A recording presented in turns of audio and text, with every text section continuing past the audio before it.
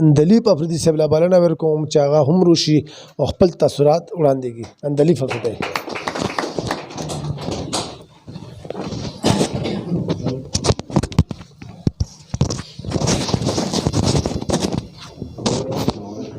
ډېره مننه ټول ملګریو. کوثر صاحب تاسې یو ناڅاپه لمونځ وکړو ورووتو چې اوس خو شتمنه خو څو شعرونه وایو انتخاب کلام به چې نور څه بیا یهی که نه چې اتو چې ته ډاکړي وو لوسونه څنګه وو اتو چې ته ډاکړي وو لوسونه څنګه وو چې موږ ته راوړي وو ګلونه څنګه وو اتو چې ته ډاکړي وو لوسونه څنګه وو چې موږ ته راوړي وو ګلونه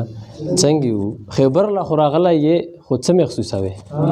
خیبر له خو راغلی یې خو څه محسوسوې مشران مې معرفي کوو قومونه څنګه وو چې نور څه خیبر له خو راغلی یې خو څه محسوسوې مشران مې معرفي کوو قومونه څنګه وو د دغه مقدسه کې خو ښکلی دی منم د دغه مقدسه کې خو ښکلی دی منم خو دا راته ته وایه چې جومونه څنګه وو د دغه مقدسه کې خو ښکلی دی منم خو دا راته ته وایه چې جومونه څنګه وو او د حضر لاله غزل دی یی که نه چې سړی و د هغه خونه لوګی شوه چې سړی و د هغه خونه لوګی شوه او د پښتون نوره څه خونه لوګی شوه چې سړی و د هغه خونه لوګی شوه او د پښتون نوره په څه خونه لوګی شوه اور د سترګو یې په تار د نظر راکړو اور د سترګو یې په تار د نظر راکړو سمدستي مې په زړه خونه لوګی شوه اور د سترګو یې په تار د نظر راکړو سمدستي مې په زړه خونه لوګی شوه او وی خو ځان د لګېدلي اوره باج کړو وی خو ځان د لګېدلي اوره باج کړو پر امانځ کې یې ویده خونه لوګی شوه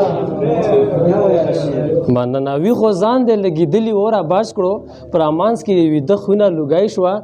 او چې اسمان د بره سره به څري لوالي چې اسمان د بره سره به څري لوالي چا ویل بیا یې پښتانه خونه لوګی شوه او شعر دی که نه چې لیواني ځنګل له اور ورکړو حاضره لیواني ځنګل له اور ورکړو حاضره اوس دا یې وکړل چې راته خونه لوګی شوه